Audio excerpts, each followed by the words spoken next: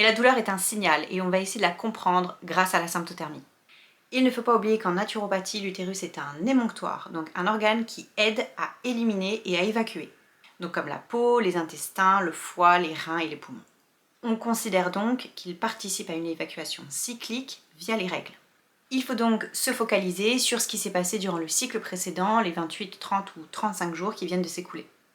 Et grâce à ces observations, dans le cadre de notre pratique de symptothermie, on va avoir accès à des informations très précieuses, notamment à ces éléments qui vont venir perturber l'équilibre hormonal. Effectivement, si le terrain hormonal et inflammatoire est perturbé pour telle ou telle raison, alors les contractions vont devenir de plus en plus intenses. L'ovulation est par exemple à un moment dans le cycle où justement, si l'équilibre hormonal n'est pas respecté, ça peut venir influencer tout le reste du cycle et donc, dans le cas des règles douloureuses, provoquer des règles beaucoup plus intenses. Effectivement, après une ovulation de qualité, par exemple, la progestérone équilibre les œstrogènes qui viennent justement limiter les effets inflammatoires.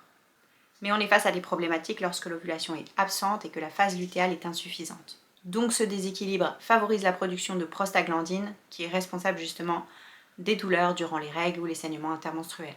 Donc grâce à la symptothermie, on apprend à s'observer, à observer notre corps et à faire le lien justement entre l'équilibre hormonal, l'intensité des règles, la qualité d'ovulation et de la phase lutéale, etc.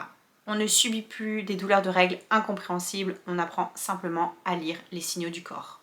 Pour les femmes concernées par les règles douloureuses, la symptothermie est un outil très précieux.